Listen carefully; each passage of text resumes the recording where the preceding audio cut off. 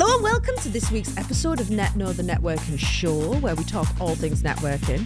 And in this episode, we're getting a bit strategic now. So I want us to think about what our networking objectives are. So why is it that you are going to networking events? You might want to pause the video or the podcast, make some notes, what comes to your head, maybe set the timer for a minute. I like that activity when you set your timer for a minute, and whatever you can get in a minute, that's probably the right answer. But think about, what is it that you want in return from going to networking events? Then we've got the basis of our networking strategy. What are our objectives? And there's loads of different objectives you might have for going to a networking event.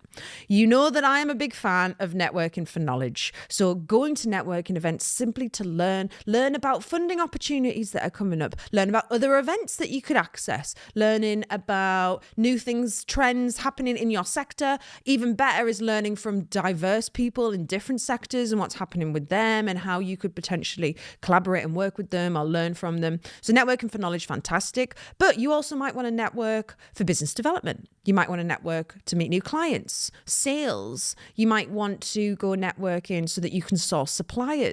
So you might need a new accountant, for example, and going out networking to meet lots of different accountants is a great way to find an accountant. Networking for talent. So you might have jobs that are coming up that you need to fill. So again, going out networking to meet people and finding the right fit for you and your organization. Fantastic objective for networking. So first step is thinking, what is it that you want to achieve by going to a networking event? And once you've got that list there, you can then start profiling the people that you need to meet to help you achieve those things. So obviously a big reason for going networking is business development. It's raising your profile. It's raising the profile of your business, getting sales in. So who are your customers? Who are your target market? Who do you want to sell to? And going out and networking to meet them, think about what kind of events they're going to be attracted to. What kind of topics are they going to be interested in? And networking, yes, to go and meet them, to potentially have them become your clients. But if you can do, rather than going networking, salesy, because no one likes to be sold at, if you go networking, meet someone and then try and get them to sign a contract then and there, it's basically like proposing on the first date. Okay. People are going to be like, whoa, rein it in. I need to get to know you a little bit first. Networking's all about those long-term relationships. But if you go networking with the mindset of, we know that we want to access knowledge. So networking with the mindset of going to meet your target market as an opportunity for research. Okay, so going out, you might have even just an idea for a new business. So you might not have even started yet, or you might have an established business and you've got an idea for a new product or service. Going to networking events to speak to your target market, to get their feedback. If you meet your dream client at a networking event, say to them, you, my friend, are my dream client. Can I ask you some questions? What do you think of this idea? Would this be of use to you? Would you pay for this, or is it too expensive, or is there something that you already use that does that thing that I'm proposing that I would offer? Get their insights, ask them insightful questions in order to make sure, one, validate your idea for your business or for your new product or service, get their feedback to make sure that what you are creating is actually something that people want, because what you think they want and what they actually want are usually very different things. So applying these lean methodologies to your business, especially when it's creating new products or services. But what we're doing is we're bringing these people on the journey with us. They feel like they are now part of our business and they have a vested interest in seeing what you do with the feedback that they gave you. Are you going to listen to them, or are you going to go against what they said and do it anyway? If you listen to them and you engage with them online after you've met them in person and then continue to engage with them, have these follow-up conversations, and say, based on what you said, I've changed my idea. I'm now doing this. You're not only designing a better product and service, but you've then got this ready-made group of customers who they have a need for what you're doing. And simply by having conversations with them, it's going to be so much easier to turn them into customers when you're ready to launch that product or service. So that is a fantastic objective for going out and networking. So going out, thinking about who our clients are, what they're going to be interested in. There's also another group of people called our complementers. Ooh. And no, they don't just tell us how pretty we are all the time. They don't just give us the compliments. They complement what we do. And when I say that, I mean that we want to go out networking with the objective of engaging with this group of people. So our complementers are people who offer a product or service that is similar to ours, but it doesn't compete. It doesn't conflict. It complements what we do. They have the same target market as us. And when we go out networking to meet them, instead of putting all your time and energy into going out networking to meet one client, we can put all our time and energy to going to meet one complementer who will result in potentially hundreds of clients, and not just immediate instant clients, but on an ongoing basis, be the referral, the source of loads of new customers and clients. And this is a two-way street. So thinking about who your target market are, and then taking a step back from that and going, right, not just who they are, who else has got that same target market as me? So I work with a lovely man called Duncan Yellowlees. Hi, Duncan. Hope you're well.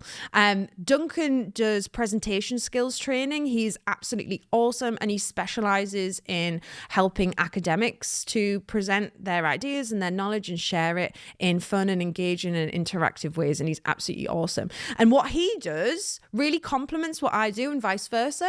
So the work that I do in academia, helping academics to network, especially in the realms of conferences, I help them to go to conferences to network, and he helps them go to conferences and present. So we complement each other really well. We've got the same target market. We both work within universities and higher education. So when we have the opportunity to, we will cross-refer between each other. We'll partner up to create new products and services together, which creates additional opportunities that we wouldn't have independently.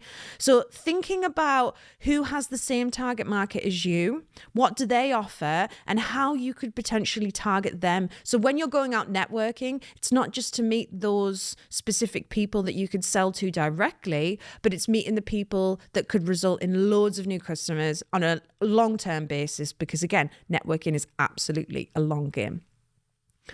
Another reason for going networking, another great objective to have, and it kind of happens by default. I mentioned earlier about like raising your own profile, and just the presence of you at events will raise your profile. So things like making sure we're taking photos for us, our social media, to showcasing to our wider network that we are out there, we're engaged, we're going to events, fantastic.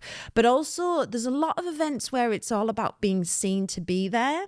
So in a previous episode, I'll link it up, we talked about social capital and our perceived value in society. And it often comes down to the resources that we have access to, as to how valuable we are perceived to be. But when it comes to going networking, just simply being at networking events can increase your social capital, because people associate you with that maybe group of people. So the more exclusive the event, the higher the price tag on the event, being seen to be at that event, it can raise that social capital. It can increase your visibility, but it can also, in people's minds, make them think, oh, they're at that event, they must be doing well for themselves, hey?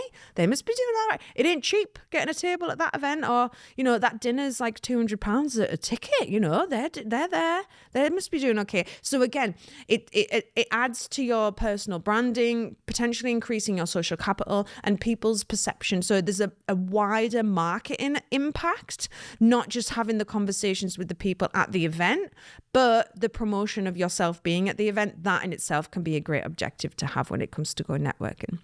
So have a think on what your objectives are. Start thinking strategically about what it is you want to achieve from going to the events. Who do you need to meet to help you achieve that? And it's a lot more than just that going out and meeting a client and speaking to them. Think about who your complementers might be, the access to knowledge that you might have. The problem with the access to knowledge is that it's really difficult to monitor the return on investment. And so we know that it's happening. We know that by having conversations, we're promoting our business, and we're also accessing the knowledge of others.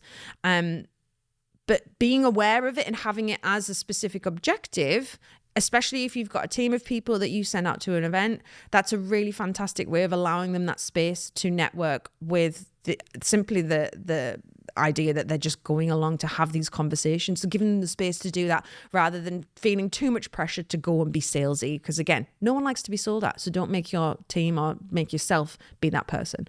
So yeah, think about what your objectives are, what you want to get back in return, and then who those people are that you need to meet in order to help you reach those objectives. So I hope that's given some food for thought, maybe planted the seeds of some new little ideas of who you might want to go networking to meet.